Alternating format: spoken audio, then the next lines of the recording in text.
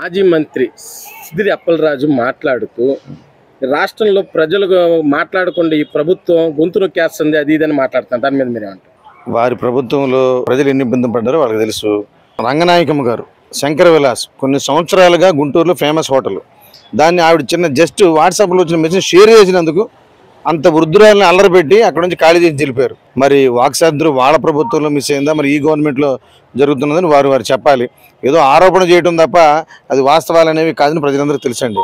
అంటే ఇప్పుడు ఓ పిచ్చి మంత్రి రెడ్ బుక్ రాజ్యాంగం అంటే ఎమర్జెన్సీ దృష్టి తీసుకొస్తున్నారు అది మాట్లాడుతున్నారు. అసలు వాళ్ళని మాజీ మంత్రి మాట్లాడవచ్చు. అసలు పిచ్చి మంత్రి ఎవరండి? పిచ్చి మంత్రి ఎవరు? ఆయన స్టాన్ఫర్డ్ యూనివర్సిటీలో చదువుకున్నాడు, ఎడ్యుకేటెడ్ పర్సన్.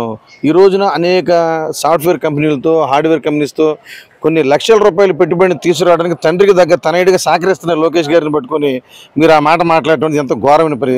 మీ గవర్నమెంట్లో ఉన్నప్పుడు పచ్చళ్ళ పరిశ్రమ, కోడిగుడ్ల పరిశ్రమ గుడ్డిప్పుడే పుట్టింది పిల్లని మంత్రి అని చెప్పిన మీరు అసలు ఏమీ మాట్లాడలేరు. అప్పుడు అటువంటి పరిస్థితి నుంచి ఈ రోజున రాష్ట్రాన్ని గట్టెక్కడానికి తండ్రి కొడుకులు ఎంతో తపన పడుతున్నారు. వారికి అనుగుణంగా పవన్ కళ్యాణ్ గారు కూడా తన యొక్క కృషి చేస్తూ ఉన్నారు. వీళ్ళు ముగ్గురు కలిసి రాష్ట్రాన్ని ముందుకు తీసుకెళ్తుంటే పైన మోడీ గారు సహకరిస్తూ ఉన్నారు, ప్రజలందరూ సంతోషపడుతూ ఉన్నారు. ఇప్పుడు ఈ రోజున కొన్ని లక్షల కోట్ల పెట్టుబడులు వచ్చినాయి, కొన్ని లక్షల మందికి ఉద్యోగాలు వచ్చే అవకాశం ఉంది. మరి అటువంటి పరిస్థితుల్లో ఈయన రెడ్ బుక్ రాజ్యాంగం అంటే చట్టం తన పని తాను తీసుకెళ్ళిపోద్దని చెప్పి వాళ్ళు చెప్తూ ఉన్నారు. మొన్న నారా చంద్రబాబు నాయుడు గారు ఒక ఎగ్జాంపుల్ కూడా చెప్పినట్టున్నారు. ఏమని, జగన్మోహన్ రెడ్డి నన్ను ఏదో అరెస్ట్ చేశాడని చెప్పి నేను ఆయన అరెస్ట్ చేయడం కరెక్ట్ కాదు, సమయం వచ్చినప్పుడు చట్టం తన పని తాను చేసుకుపోదు తప్ప మనం ప్రత్యేకించి దీన్ని వేధించడం అనేది కూడా మన పాలసీ కాదు. ఒకటేనండి, ఇప్పుడు కూడా ఈ గవర్నమెంట్ నేను చూస్తున్న దగ్గర నుంచి వాళ్ళు అభివృద్ధి సంక్షేమం గురించే తపన పడుతున్నారు, చేసినప్పుడు తీర్చడానికి తపన పడుతున్నారు, బయట నుంచి పెట్టుబడి తీసిన తపన పడుతున్నారు తప్ప వేధించడానికి సమయం ఎక్కడ ఉంది వీళ్ళకి?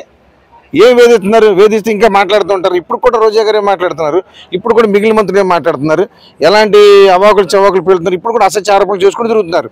నిజంగా రెడ్ బుక్ రాజ్యాంగం వీళ్ళని మాట్లాడేవాళ్ళ? ఆ రోజు లోకేష్ గారు పాదయాత్ర స్టూల్ లాగేసుకున్నారు, మాట్లాడిన మైక్ లాగేసుకున్నారు. నారా చంద్రబాబు అంగళ్ళు కూడా ఎంత అలవాటు చేశారండి. సాక్షాత్తు పార్టీ రాష్ట్ర పార్టీ ఆఫీస్ మీదకి వెళ్ళి కొట్టేశారు. అప్పుడేమీ జరిగింది. ఈ రోజున రెడ్ బుక్ రాజ్యాంగం ఎమర్జెన్సీ అంటే అది హాస్యాస్పదం. అంటే ఇప్పుడు పారిశ్రామికవేత్తలు రాకుండా ఈ గవర్నమెంట్ మామూలు వసూలు చేస్తుంది అది అని మాట్లాడతాడు సిదిరి అప్పలరాజు. సార్, డైర్ల కంపెనీ పారిపోయింది వీళ్ళు దెబ్బకి తట్టుకోలేక.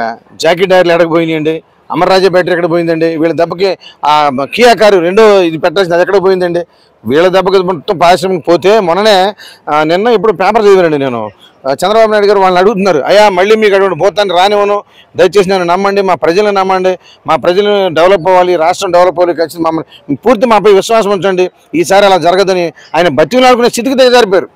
ఒకప్పుడు ఈ ముఖ్యమంత్రి ఆయన ఉన్నప్పుడు హైటెక్ సిటీ కట్టినప్పుడు కానీ ఇప్పుడు కానీ ఆయన వెళ్తే ఒక ఐకాన్ లాగా ఉండి మొత్తం వచ్చే పరిస్థితి. ఈ రోజున బతిలాడుకునే స్థితికి దిగజారిపోయిన కారణం మీ ప్రభుత్వ వైఖరి కదా.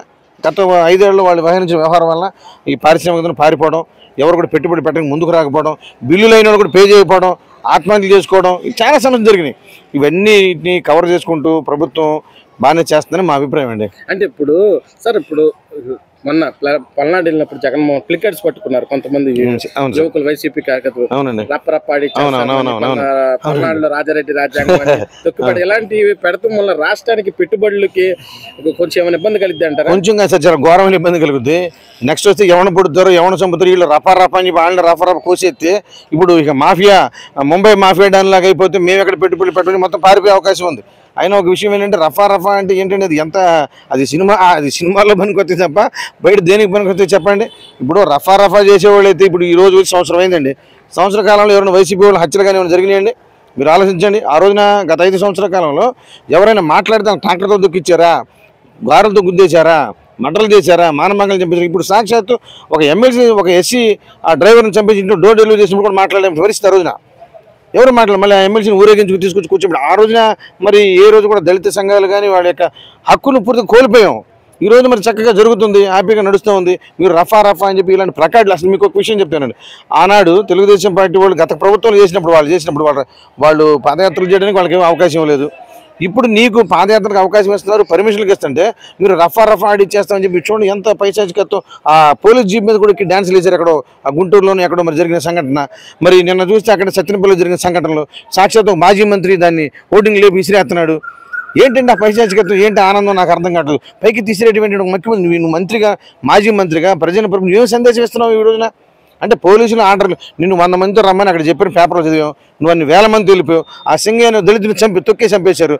మళ్ళీ దాన్ని వేరే వాళ్ళని తీసుకెళ్ళి అరెస్ట్ అయ్యేటట్టుగా మా కార్లు కాదు ఈ కార్లు ఏదో గాసిప్ సృష్టించారు. ఈ రోజు టెక్నాలజీ పెరిగిపోయింది, ఏ జరిగిన వీడియోలు ఉన్నాయి, దొరికిపోయింది. ఇప్పుడు దానికి ఎవరు బాధ్యులు? ఈ రోజున అతని చావు కారకుడు ఎవరు? ఇప్పుడు అతని చావు కారకుడు ఎవరండి? అంబటి రాంబాబు మా కార్యకర్త అది ఇదని మాట్లాడుతున్నారు. అంటే కార్యకర్తను చంపేస్తారేంటి? కార్యకర్త దళితుడు కంటే మీ కార్యకర్తను ఎవరిని చంపేసే ప్రాబ్లం లేదా? అదేదో మా బాబాయిని మేము చంపుకుంటాం మీకేంటి సంవత్సరానికి ఉంది ఎవరు మా బాబాయిని మేము చంపుకుంటే నీకేంద్ర బాధ అని కూడా అడిగాడు మొన్న ఒకడు. అట్లానే ఉంది ఇది. ఏంటి మా బాబాయిని మేము చంపుకుంటాం, మా చెల్లి మేము దరివేస్తాం, మా అమ్మని మేము దరివేస్తాం, కరెక్టేనా? అది అందరికీ చెల్లెలు. అది ఈ సభ్య సమాజం ఇది. ఈ సభ్య సమాజంలో మానవ హక్కులు ఉన్నాయి. ప్రతి ఒక్కరికి ఒక సత్సంబంధాలు కలిగి ఉంటే మనం మనుషులు అండి. మన మనుషులుగా ప్రవర్తించాలి తప్ప ఇది కరెక్ట్ కాదు. అంటే పల్నాడు నుంచి రాజారెడ్డి రాజ్యాంగం స్టార్ట్ అవుతుంది అది ఇదని కరెక్ట్. అసలు రాజారెడ్డి ఏమన్నా సంఘ సంస్కర్త లేకపోతే సామాజికవేత్త లేకపోతే ఏంటి అది అంత స్పెషల్ ఏంటి నాకైతే తెలియదండి. మనకి జనాలు ఆ రాయలసీమలో తెలిసి దాని స్పెషల్ ఏంటో. కానీ అంబేద్కర్ అంతా మరి అంబేద్కర్ రాజ్యాంగాన్ని కాదని రాజారెడ్డి రాజ్యాంగం రాస్తున్నారంటే మరి అంబేద్కర్ కంటే గొప్పడో మరి ఏంటో మరి మాకైతే తెలియదు. అన్నవాడికి తెలియాలి, అనిపించేవాడికి తెలియాలి. అసలు ఒక సాక్షాత్ మాజీ ముఖ్యమంత్రి గారే ఒక అంబేద్కర్ రాజ్యాంగాన్ని తీసేసి రాజారెడ్డి రాజ్యాంగం రాయటం ఏంట్రా? ఒక అంబేద్కర్ని అవమానపరచడం అని చెప్పి దళితుల మాకు బాధ కలుగుతుంది. సాక్షాత్ ఒక దళితుడు కష్టపడి ఆ రోజు వర్ణ వివక్షను ఎదుర్కొని ఒక గొప్ప రాజ్యాంగం రాసి భారతదేశాన్ని ఒక స్పెషలైజేషన్ కంట్రీగా ఈరోజు ప్రపంచంలో చూస్తుందంటే అది ఒక దళితుల పుణ్యం. అటువంటి గొప్ప మహానుభావుని పక్కన పెట్టేసేసి రాజారెడ్డికి రాజ్యాంగం అంటే మరి ఇతరకంటే గొప్పవడం మరి వాళ్ళ ఉద్దేశంలో మరి ఆయన ఏ కేటగిరీ ఇస్తున్నారో మాకైతే అర్థం కావట్లేదు సార్. వచ్చిన తర్వాత విద్యా వ్యవస్థ సరిగ్గా లేదు, పిల్లలు ఇవ్వాల్సిన సౌకర్యాలు సరిగ్గా కల్పించట్లేదని వైసీపీ వాళ్ళు మాట్లాడుతున్నారు. దాని మీద మీరేమంటారు? వైసీపీ వాళ్ళు మాట్లాడటానికి ఏముందండి, అనేక రకాలుగా మాట్లాడతారు. ప్రజలందరూ కూడా వాళ్ళకి 151 సీట్లతో బ్రహ్మరథం పడితే వాళ్ళు చేతకాక, పరిపాలన చేతకాక, విద్యా వ్యవస్థనైతే ఏంటి అన్ని వ్యవస్థలకి తూట్లు పొడిచి వాళ్ళు 151 నుంచి 11 సీట్లకు పడిపోయారు. ఈ రోజున ఒక విద్యార్థిని కనుక మనం అడిగినట్లయితే ఎగ్జామ్ ఎలా రాసామంటే బాగా రాశానని చెప్తాడు, లేకపోతే మంచి మార్కులతో పాస్ అవుతానని చెప్తాడు. అదే ఒక మూర్ఖుని కానీ చదువురాని ముద్దుని కానీ మనం అడిగినట్లయితే టీచర్లు బాగా చెప్పలేదు, లేకపోతే ఎగ్జామ్లో నేను చదివిన క్వశ్చన్లు రాలేదు అని అనేక రకాల కారణాలు చెప్తాడు. అలాగే ఈ రోజున వైసీపీ వాళ్ళు కూడా అనేక మాటలు, అనేక అసత్యాలు, నిందలు వేయడానికి సిద్ధంగా ఉన్నారు. గత ప్రభుత్వంలో చూసుకున్నట్లయితే వాళ్ళకి అప్పచెప్పిన తర్వాత ప్రచారానికి, పబ్లిసిటీకి కాదేది అనర్హం అన్నట్టుగా వాళ్ళు బెల్ట్ల దగ్గర నుంచి, టైల్ దగ్గర నుంచి ఆఖరికి ప్రతి చోట వాళ్ళ ఫోటోలే కదండి. కొంత పిల్లలకు కూడా వాళ్ళ ఫోటోలు చూడలేక చిరాకు వచ్చి పుస్తకాలు మూసేసిన సందర్భాలు కూడా చాలా కోకొల్లలుగా ఉన్నాయి. కానీ అదే ఈ రోజు కనుక విద్యా వ్యవస్థను చూసినట్లయితే ఎక్కడా కూడా రాజకీయంగా ఎటువంటి ఫోటోలు కానీ, ఎటువంటి పబ్లిసిటీస్ కానీ, లోగోలు కానీ లేకుండా చక్కగా విద్యార్థులందరూ కూడా చదువుకుంటానికి మంచి మార్గంగా చేపడుతుంది అన్నమాట. ఒక్క మధ్యాహ్నం భోజనం పథకానికి కూడా మహాతల్లి డొక్కా సీతమ్మ పథకాన్ని పెట్టారు. కానీ అక్కడ ఏ నాయకుడి ఫోటోలు కానీ రాజకీయ లబ్ధిదారులు పొందే విధంగా రాజకీయ ఓటు కొనంతో ఎక్కడ చూసుకోవట్లేదు. అలాగే ఒక పుస్తకాలలో కానీ లేకపోతే వాళ్ళకి ఇచ్చిన డ్రెస్సుల్లో కానీ ఎక్కడా కూడా ఏ పబ్లిసిటీ లేకుండా చాలా చక్కగా విద్యార్థులు విద్యకు మాత్రమే అభ్యసించాలి, ఎటువంటి రాజకీయంగా లేదని చెప్తున్నారు. ఆ ద్వారానే మనకు అనేక ఫలితాలు వస్తున్నాయి. ఈ రోజు కూడా విద్యార్థుల్లో చాలా మానసికంగా ఉల్లాసంగా పొందుతున్నారు, క్రీడా స్ఫూర్తితో వస్తున్నారు. ఈ రోజున గిన్నిస్ బుక్లో యోగాంధ్రాకి అందరూ కూడా విద్యార్థులందరూ పార్టిసిపేట్ చేశారా? దీనికి ఏంటి, చదువు వల్ల ఎక్కడన్నా మానసిక ఒత్తిడికి గురయ్యి వాళ్ళు ఏదన్నా పిల్లలు క్షణికావేశంలో నిర్ణయాలు తీసుకుంటారు, ఆత్మహత్యలు గురవుతారని చెప్పి వాళ్ళని క్రీడా స్ఫూర్తి క్రియేట్ చేస్తున్నారు, యోగాంధ్ర క్రియేట్ చేస్తున్నారు. అలాగే విద్యా పాఠశాలలో కానీ పుస్తకాలలో కానీ ఇంత మార్పు చేకూరిస్తే ఇలాంటి అసత్య ఆరోపణలు చేయడం అనేది చాలా సిగ్గుచేటుగా ఉంది. వాళ్ళు ఇప్పటికైనా సిగ్గుపడాల్సినదిగా మేము అనుకుంటున్నాం. అంటే ఇప్పుడు యోగాంధ్ర అంత గ్రాండ్ గా సక్సెస్ అయితే గుడివాడ అమర్నాథ్ మాట్లాడతాం, విశాఖపట్నం పరువు తీసేశారు, అక్కడ ఏర్పాటు చేసే దేశంలో అది ఇదని మాట్లాడుతున్నారు, ప్రపంచం అంతా మాట్లాడుతున్నారు. దాని మీద మీరే ఉంటారు? యాక్చువల్గా ఆయన ఏమనుకున్నానంటే అండి, గుడ్డు ఇంకా పొదగాలి అనుకున్నాడు. ఇక్కడ గుడ్డు పొదుగు కాదు, పుంజు పెట్టయి అంతా ఎగిరి ప్రపంచవ్యాప్తంగా ఇది అయ్యి గిన్నిస్ రికార్డు వచ్చేసరికి ఆయన ఓర్చుకోలేకపోతున్నాడు అసూయ కుళ్ళుతో. లాస్ట్ టైం ఆయన ఐటీ మినిస్టర్గా ఏమన్నాడండి, అప్పడాల కంపెనీ, చిక్కీలు, పల్లి పట్టీలు, నూడిల్స్ బండ్లకు మెమోలు చేసుకుని ఆయనకి గిన్నిస్ బుక్ అవార్డు అంటే ఎలాగండి? ఈయన తీసుకుని కొంచెం కడుపు భ్రమణ తగ్గించుకుంటే చాలా బాగుంటుందండి. అది ఓర్చుకోలేని తనం, కుళ్ళుతనంతో తప్ప అతను మాట్లాడింది వేరే ఇంకేం కాదు. అంటే గిరిజనుల పిల్లల్ని తీసుకొచ్చి యోగాంధ్రాన్ని కూర్చోబెట్టారు, వాళ్ళు ఇబ్బంది గురి చేశారు ఇదని మాట్లాడుతున్నాడు. ఆయన మాట్లాడిన దాంట్లో ఒక పాజిటివ్గా ఎవరైనా కానీ మనిషి అనేవాడు ఆలోచించుకుంటే గిరిజనుల దగ్గరికి కూడా వెళ్ళి వాళ్ళకి ఆరోగ్య సూత్రాలు నేర్పడం మంచి పనే కదండి.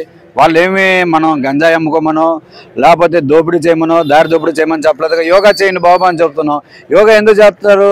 వాళ్ళు ఆరోగ్యంగా ఉండడానికి. దాంట్లో కూడా తప్పు ఎత్తుకుతే వాళ్ళకి వాళ్ళ చిత్తశుద్ధిగా వాళ్ళ మనసాక్షిగా వదిలేయాలండి. సార్ ఇప్పుడు జగన్మోహన్ రెడ్డి మాజీ ముఖ్యమంత్రి అయ్యింది, కొంతమంది వైసీపీ నేతలు కానీ కార్యకర్తలకు ప్లికెట్స్ పట్టుకుని 2029లో రప్పరప్పాడిచ్చేస్తాము అది ఇదని ప్లికెట్స్ పట్టుకోవటం కరెక్టేనంటారు సార్? మాజీ ముఖ్యమంత్రి జగన్మోహన్ రెడ్డి గారు ఈ విధంగా అసాంఘిక కార్యకలాపాలు చేస్తున్న వ్యక్తుల్ని, దుర్మార్గమైన నేర చరిత్ర ఉన్న వ్యక్తుల్ని వీళ్ళందరినీ ప్రోత్సహిస్తూ వారి పట్ల వారికి అనుకూలంగా వెళ్ళి వారిని పలకరించడం, ఈ గంజాయి మత్తు పదార్థాలు ఇటువంటి నార్కోటిక్స్ కేసుల్లో ఉన్న ముద్దాయిలను వెళ్ళి పరామర్శించటం, ఆ పరామర్శించే క్రమంలో అమాయక ప్రజలు వారి యొక్క వాహనం కింద పడిపోతే దాన్ని మా పార్టీకి సంబంధించిన వారు అని ఈ విధంగా మాట్లాడడం ఇదంతా కూడా హేయమైన చర్య. ఇదేంటంటే అంబేద్కర్ గారు రాసిన రాజ్యాంగాన్ని మన యావత్ భారతదేశం ఇదంతా కూడా ఫాలో అవుతూ ఉంటే ఈ పులివెందుల నేర చరిత్ర గల ఇటువంటి రాజారెడ్డి రాజ్యాంగాన్ని మన రాష్ట్రం అంతా కూడా చేస్తామంటే ఎవరు సహించేది లేదండి. 2019 నుంచి 24 వరకును ఇదే నేర చరిత్ర కలిగి ఇదే దోవన వారి అలవాట్లను ఆంధ్ర రాష్ట్రం అంతా కూడా ఇదే విధంగా కూడా చేస్తా ముందుకెళ్ళిన ఇతనికి చరమగీతం పాడారు. ఆ ప్రజలందరూ, రాష్ట్ర ప్రజలందరూ కూడా 11లో నుంచోబెట్టారు. ఇదే విధంగా రపారపా కోస్తాము, అందరినీ కూడా ఈ విధంగా చేస్తామని చెప్పేసి నేర చరిత్రని అందరూ కూడా నేర ప్రవృత్తిని ఉద్రేకపరిచే విధంగా అయితే ఈసారి ఈ 11 వచ్చే క్రమం కూడా ఉండే అవకాశం ఉండదండి. దయచేసి ఈ యొక్క కార్యక్రమాన్ని అతను ఆపాలి. అంటే సార్ ఇప్పుడు జగన్మోహన్ రెడ్డి గారు ఒక మాట అంటున్నారు, ఈ గవర్నమెంట్ ఇచ్చిన హామీలు అమలు చేయలేకే డైవర్ట్ పాలిటిక్స్ చేస్తుంది అది ఇది అందుకే మాట్లాడుతున్నారు. దాని మీద మీరు అతని వాహనం మీద కిందన చితికిపోయిన సందర్భం క్లియర్గా అందరికీ కనిపిస్తూ ఉంది. అది కూడా ఒక ఫేక్ న్యూస్, అది కూడా ఫ్యాబ్రికేటెడ్ అని చెప్పేసి వాళ్ళు చెప్పారు. ఫోరెన్సిక్ సైన్స్ నిపుణులంతా కూడా తేల్చారు అది ఖచ్చితమైన వీడియోనే. క్లియర్గా ఆయన వాహనం కింద చితికిపోవడం జరిగిందని, అదేవిధంగా అది యాక్సిడెంటల్ కింద జరిగినా కూడా వెంటనే అతని యొక్క సహాయక చర్యలు అంటే హాస్పిటలైజేషన్ చేయడం కానీ వాళ్ళకి ఏదైనా ఫస్ట్ ఎయిడ్ చేయడం కానీ చేయకుండా ఇంకా మిగతా అతన్ని తీసుకెళ్లి దూరంగా తుప్పల్లో పడేసిన పరిస్థితి ఏర్పడింది. అక్కడ ఉన్న అధికారులు స్థానికులు తీసుకెళ్లి వారిని హాస్పిటల్లో చేరుద్దామనే పరిస్థితి ఉన్నప్పటికీ కూడా అతను చనిపోవడం జరిగింది. కనుక అలాంటి వాళ్ళకి ఏదైనా సాయం చేయాలి కానీ నేర ప్రవృత్తి ఉన్న వాళ్ళకి సాయం చేసి వాళ్ళ ప్రోత్సహించడం అనేది దుర్మార్గమైన చర్య, ఇది హేయమైన చర్య, ఖండించదగ్గ విషయం అండి ఇది.